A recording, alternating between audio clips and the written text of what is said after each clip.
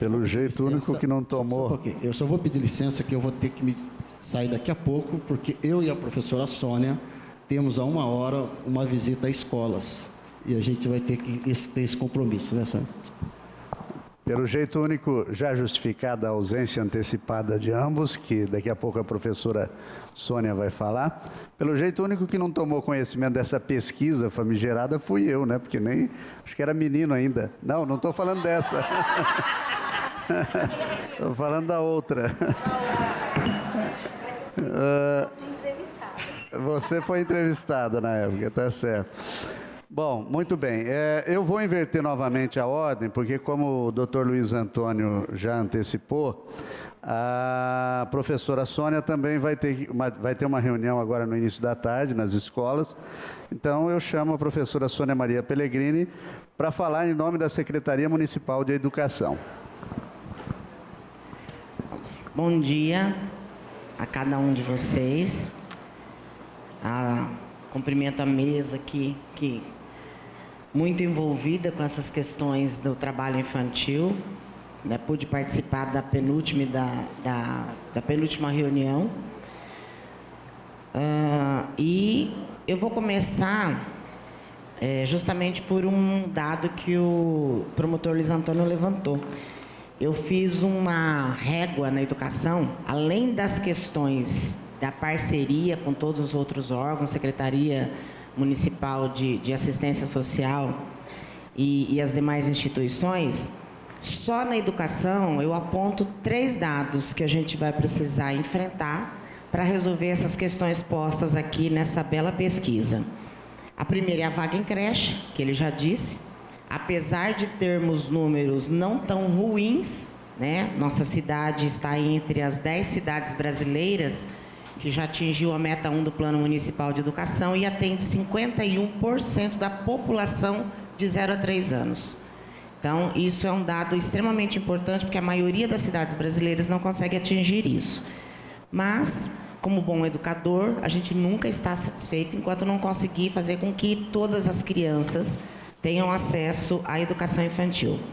No ano passado, a gente conseguiu atingir uma meta até então difícil, porque nas últimas administrações foram construídas cerca de 12 unidades de educação infantil, 12 creches construídas. Nós conseguimos atender toda a demanda que estava na lista de espera, que os pais vão se inscrevendo até outubro. E, além disso, colocamos mais de 600 crianças nas unidades escolares. Então, isso é um dado importante. Mas nós nunca vamos conseguir zerar esta fila, né? Porque por mês nascem em Prudente cerca de 200 crianças. Seria uma creche por mês. Nós estamos tentando, vamos passar por um momento agora de discussão com as instituições para uma nova resolução de vagas e vamos discutir a questão do período integral e período parcial. Já que eu não consigo dar creche para todas, quem é que a gente vai ofertar o período integral e o período parcial? Numa outra ponta, a gente tem a educação integral, conforme o nosso prefeito já adiantou aqui, que é o Programa de Educação Integral Cidade Escola. Este programa, especificamente em Prudente, é para o ensino fundamental. Iniciamos com a ajuda do governo federal, financiando parte, 50% das ações que a gente fazia nas escolas de educação integral até o ano passado. Então, este ano, a gente já começou a usar o dinheiro do próprio município para atender essas crianças. Essas crianças têm várias atividades. Elas ficam direto na escola, elas não vão para casa e depois voltam. Elas ficam na escola das 7 da manhã quando chegam até as 3 da tarde. Para onde elas vão, como o prefeito anunciou que vão para o Inova Prudente, a gente tem os ônibus que circulam, por isso que o próprio nome do programa é Cidade Escola, porque a nossa ideia de educação integral é que a criança tenha educação integral independente do tempo. Algumas crianças a gente acredita que precisa do período integral. Este critério de criança que está em situação de trabalho, nós vamos acrescentar nos critérios para a vaga da educação integral no Cidade Escola, no fundamental, onde a gente como a gente também não consegue atender os 8.000 alunos do ensino fundamental, a gente também tem alguns critérios para a vaga do tempo integral. Presidente Prudente está falando já há alguns anos sobre a educação integral, trabalhar a criança como um todo, né? Há uma discussão curricular nesse sentido, incluindo agora a questão da Base Nacional Comum. E no meio disso tudo, logicamente, se eu não tiver uma escola atrativa, uma escola de qualidade, uma escola que as metodologias possam despertar o interesse e a curiosidade da criança, ela não fica, né? Apesar dos índices de evasão na educação fundamental 1, da educação infantil e do fundamental 1 não são exagerados no município, porque nós temos na Secretaria Municipal de Educação um setor que a gente chama de setor de ações complementares, que nós temos assistentes sociais, psicólogos e educadora de saúde, para que possa acompanhar e auxiliar os diretores aí nessa busca das crianças que vem faltando, e tem todo o encaminhamento, um procedimento que eles fazem. Então, nós temos aí 3 pontas. O atendimento da educação em creche, que é preciso ser resolvido no momento em que o financiamento da educação se torna cada vez mais precário, né? Além da questão da PEC que congelou os gastos da educação, eu estive num congresso da União dos Dirigentes Municipais de Educação, que é uma entidade que fica muito próxima ao governo para que possa fazer as lutas dos dirigentes municipais de educação, porque 85% da população brasileira está na rede municipal dentro do Educação Infantil e PEB 1. Então, nós formamos aí uma associação, uma entidade, que brigamos diretamente no MEC, principalmente pelas questões de financiamento. Em Presidente Prudente, só para os senhores terem noção, não entra 1 centavo do governo federal de complementação para o dinheiro do Fundeb, que é o Fundo de Financiamento da Educação. O dinheiro que entra no Presidente Prudente são dotações voluntárias. Então, um projeto de Brasil Carinhoso, quando tem, esse ano já não veio nenhum. Brasil Carinhoso é um dinheiro que o governo federal nos adianta, porque a gente matriculou a criança esse ano e eu só começo a receber o Fundeb dela no próximo ano.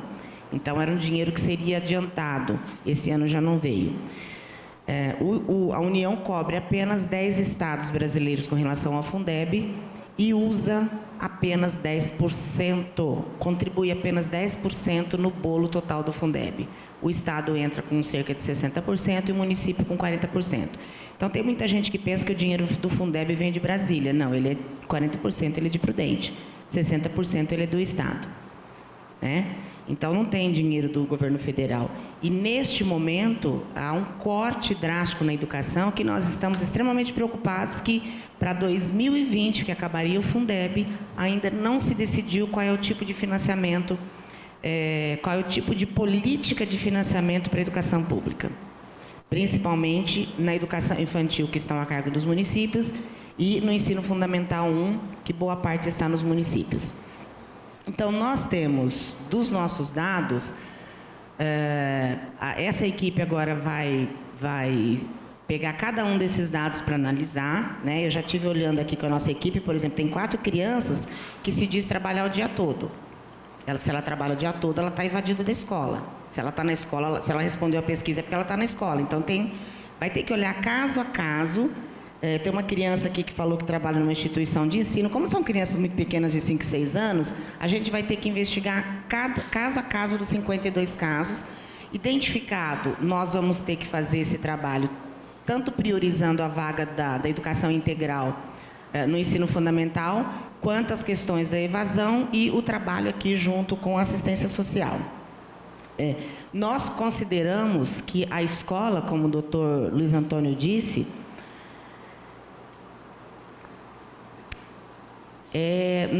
é o fator principal para a gente erradicar o trabalho infantil.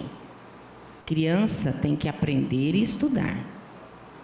Por isso que nós brigamos muito para que as crianças tenham acesso à escola.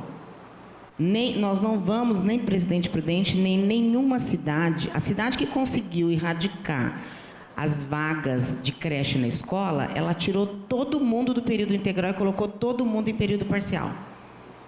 Isso não é o que nós queremos fazer, porque isso não é matemática. É a mãe que precisa mais e a mãe que tem outras formas de se organizar.